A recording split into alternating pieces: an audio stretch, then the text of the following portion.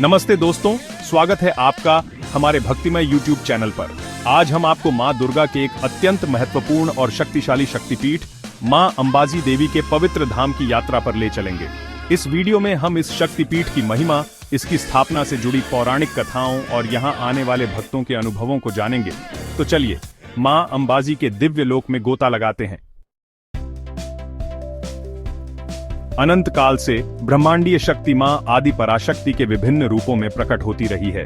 एक समय प्रजापति दक्ष ने एक महान यज्ञ का आयोजन किया, जिसमें उन्होंने अपनी पुत्री सती और उनके पति भगवान शिव को आमंत्रित नहीं किया। अपने पति का अपमान सहन न कर पाने के कारण देवी सती ने यज्ञ की अग्नि में अपने प्राण त्याग दिए।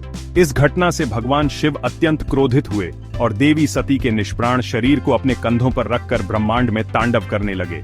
देवताओं को भय हुआ कि भगवान शिव का यह रौद्र रूप सृष्टि का विनाश कर देगा।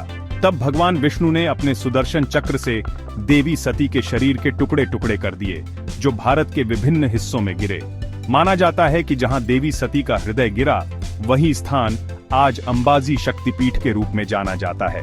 इस पवित्र भूमि पर मां आदि शक्ति ने अंबा के रूप में अवतार लिया, जो भक्तों की सभी मनोकामनाएं पूरी करने वाली हैं। अंबाजी मंदिर का इतिहास सदियों पुराना है। कुछ इतिहासकारों का मानना है कि इस स्थान पर गुप्त काल से भी पहले एक महत्वपूर्ण धार्मिक केंद्र रहा होगा। मंदिर के वर्तमान स्वरूप का निर्माण लगभग 12वीं शताब्दी में माना जाता है, लेकिन इसकी नींव कहीं अधिक प्राचीन है। इस पवित्र स्थान से कई रोचक किंवदंतियां जुड़ी हुई हैं। एक लोकप्रिय कथा के अनुसार भगवान कृष्ण का मुंडन संस्कार यहीं पर हुआ था। नंद बाबा और यशोदा मां बालक कृष्ण को लेकर अंबाजी आए थे और यहाँ उन्होंने देवी का आशीर्वाद प्राप्त किया था। रामायण में भी इस क्षेत्र का उल्लेख मिलता है।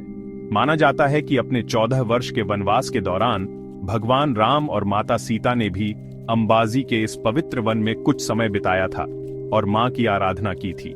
स्थानीय लोक कथाओं में मां अंबाजी की शक्ति और न्याय की कई कहानियां प्रचलित हैं। कहा जाता है कि मां अपने भक्तों की रक्षा करती हैं और दुष्टों को दंडित करती हैं। अंबाजी मंदिर की सबसे बड़ी विशेषता यहां स्थापित पवित्र विसा यंत्र है। यह किसी भी मानवीय रूप या मूर्ति के बजाय एक रहस्यमय ज्यामितीय आकृति है, जिसे मां अंबाजी का प्रतिनिधित्व माना जाता है। विसा शब्द का अर्थ है शक्ति और यंत्र का अर्थ है उपकरण या माध्यम। इस प्रकार विसा यंत्र मां अंबाजी की दिव्य शक्ति को केंद्रित करने और भक्तों तक पहुंचाने का एक माध्यम है। इस यंत्र की उपासना अत्यंत सावधानी और भक्तिभाव से की जाती है। मंदिर के पुजारी पीढ़ी दर पीढ़ी इस पूजा विधि का पालन करते आ रहे हैं। प्रतिदिन सुबह, दोपहर और शाम को विशेष आरती और पूजाएं होती हैं, जिनमें भक्त बड़ी संख्या में भाग लेते हैं। भक्त मां को विभिन्न प्रकार की भेंट चढ़ाते हैं, जिनमें वस्त्र, आभूषण, फल, फूल और मिठाई शामिल हैं। नवरात्रि के दौरान यहाँ विशेष अनुष्ठान और यज्ञ आयोजित किए जाते हैं, जिनका बहुत महत्व है। अंबाजी के आसपास कई अन्य महत्वपूर्ण धार्मिक और ऐतिहासिक स्थल भी हैं, जिनका अपना विशेष महत्व है। अंबाजी से लगभग 3 किलोमीटर दूर स्थित गब्बर पर्वत को मां अंबाजी का मूल स्थान माना जाता है। यहाँ एक छोटी सी गुफा में मां की प्राचीन प्रतिमा स्थापित है और एक अखंड ज्योति हमेशा प्रज्वलित रहती है। माना जाता है कि यहीं पर देवी सती का हृदय गिरा था। अंबाजी के पास स्थित कैलाश टेकरी एक शांत और रमणीय स्थान है, जो भगवान शिव को समर्पित है। यहाँ एक प्राचीन शिव मंदिर है, जहाँ भक्त शांति और आध्यात्मिक अनुभव के लिए आते हैं। अंबाजी से कुछ ही दूरी पर स्थित कुम्भारिया में 5 प्राचीन और अद्भुत जैन मंदिर हैं। ये मंदिर अपनी जटिल वास्तुकला और कलाकृति के लिए प्रसिद्ध हैं और जैन धर्मावलंबियों के लिए एक महत्वपूर्ण तीर्थ स्थल है। अंबाजी मंदिर के पास स्थित मानसरोवर एक पवित्र झील है। माना जाता है कि इस झील का निर्माण स्वयं मां अंबाजी ने अपने नाखूनों से किया था। भक्त इस झील में स्नान करते हैं और इसकी पवित्र जल को अपने घरों में ले जाते हैं। मां अंबाजी के दरबार में आने वाले भक्तों के अनगिनत अनुभव उनकी अपार शक्ति और कृपा का प्रमाण है। लोगों का मानना है कि मां हर सच्चे भक्त की पुकार सुनती है और उनकी सभी बाधाओं को दूर करती है। कई भक्तों ने अपनी लाइलाज बीमारियों से मुक्ति पाई है, तो कई भक्तों को मां की कृपा से संतान सुख प्राप्त हुआ है। व्यापार में सफलता, पारिवारिक सुख शांति और अन्य मनोकामनाओं की पूर्ति के अनगिनत किस्से यहाँ सुनने को मिलते हैं। एक भक्त ने बताया कि कैसे उसकी खोई हुई कीमती वस्तु मां की प्रार्थना करने के कुछ ही समय बाद मिल गई। एक अन्य भक्त ने साझा किया कि कैसे उसकी गंभीर बीमारी डॉक्टरों द्वारा असाध्य घोषित किए जाने के बाद मां अंबाजी के आशीर्वाद से ठीक हो गई। ये कहानियां पीढ़ी दर पीढ़ी चली आ रही हैं और मां अंबाजी के प्रति भक्तों की अटूट श्रद्धा और विश्वास को और भी मजबूत करती है। मां अंबाजी के दर्शन के लिए हर साल लाखों भक्त दूर दूर से आते हैं। यहां पहुंचने के लिए सड़क, रेल और हवाई मार्ग उपलब्ध हैं। अंबाजी गुजरात के प्रमुख शहरों और कस्बों से अच्छी तरह से जुड़ा हुआ है।